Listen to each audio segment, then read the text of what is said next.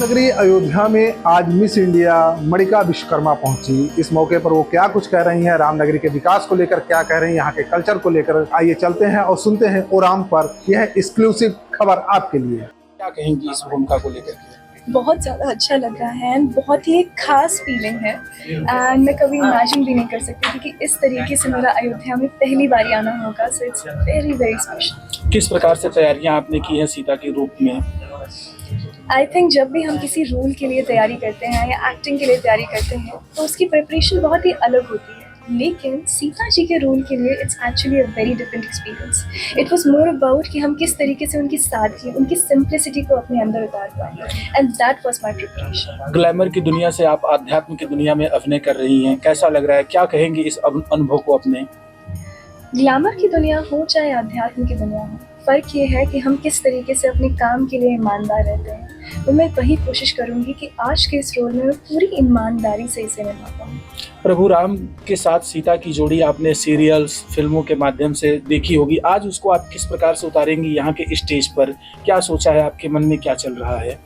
I think Ram ji व सीता जी का जो मिलन था, उनकी जो जोड़ी थी, उनसे हमने इंस्पिरेशन ली है कि किस तरीके से आप साथ किस तरीके से निभाते हैं। आज के टाइम पे जब हम देखते हैं तो वो एक इंस्पिरेशन है एंड मेरी कोशिश यही रहेगी कि उतनी ही सादगी, उतनी ही सरलता से मैं वो उतार पाऊँ। आप अयोध्या में हैं, यहाँ से पूरे समाज को, ग्लैमर वर्ल्ड को, मुंबई माया नगरी को क्या संदेश देंगी आध्यात्म और अयोध्या के लिए, प्रभु राम को लेकर के? प्रभु राम को लेकर मैं यही संदेश दूंगी कि ये अपॉर्चुनिटीज़ बहुत ही मुश्किल से हमें मिलती हैं। वह हमारी संस्कृति ही हमारी धरोहर है, हमारी सबसे बड़ी धरोहर। वह हम उसे किस तरीके से आगे लेकर जाएंगे वह हम पे डिपेंड करता है। ये आवर रोल कि हम किस तरीके से अपनी कल्चर में इन्वेस्ट करें एंड उस तरीके के आयोजन जैसे कि आज हो रहे हैं उनमें और ज़्यादा इन्वेस्टमेंट्स और ज़्यादा एफर्ट डालें ताकि हम अपने कल्चर, अपने भारत को आगे लेके जा पाएँ। यही मेरा संदेश है। अयोध्या के विकास को भी आपने देखा हो, 2-4 घंटे में जो भी आपने यात्रा की, वो किस तरह देख रहे हैं उसको, कैसा लग रहा है? मुझे एक चीज़ बहुत अच्छी लगी अयोध्या की कि किस तरीके से डेवलपमेंट एंड हमारे ट्रेडिशंस, उन दोनों को एक तरीके से मिलाया गया। ट्रेडिशंस एंड मॉडर्निटी को मिलाना बहुत आसान नहीं है। गवर्नमेंट ने एक बहुत ही अच्छा काम किया है इसमें। जब मैं अयोध्या आई तो मुझे ऐसा महसूस नहीं हुआ कि मैं किसी भी शहर में हूँ। मुझे एक्चुअल में पता चल रहा था कि मैं राम जी की जन्मभूमि हूँ। कोने कोने में मुझे दिखाई दिया राम का नाम।